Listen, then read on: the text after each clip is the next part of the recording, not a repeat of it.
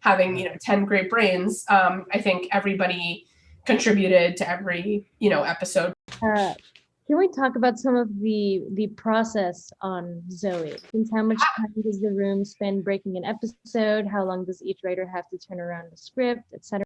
So the whole room, and it was an incredible room of writers. I feel like I would want to start just by saying that from Austin, everyone on staff was so talented, so wonderful, so warm. Like it was really a great mix of people. And I think, I've heard that that's rare, but I've been lucky just in working on Zoey's to only have, like, our first season staff was incredible and our second season staff was incredible. So I've just been lucky to sort of get to work with such talented people. But it is a collaborative art. So like everyone's sort of involved in the whole thing. And that's what is so fun about writing in a writer's room versus when you're just writing a pilot by yourself and you have no one to like beat a joke with, like having, 10 great brains. I think everybody contributed to every, episode. But at the same time, then I can totally tell, who is the writer, like who put their spin on certain things.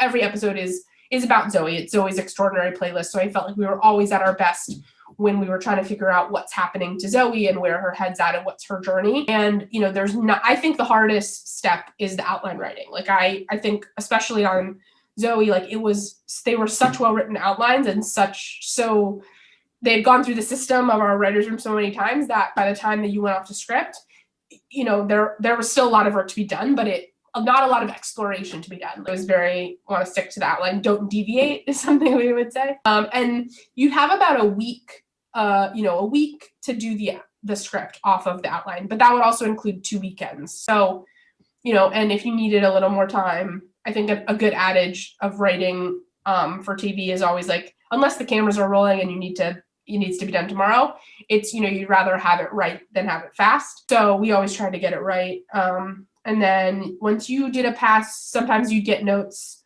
or sometimes just right away the room would do a pass. So we would literally put it up on the computer in the whole Zoom room. People would pitch jokes and, if anything wasn't making sense or beating dialogue, or, if certain scenes like, oh, now that we see it, like, this is repetitive or whatever, so you get everybody's brain. And then after the table read, there's always another pass and there's notes and, there's always, I think I might have missed in the process, like you get notes from the studio, you get notes from producers, and you get notes from the network. It's a lot of rewriting, I would say. Screenwriters talk screenwriting.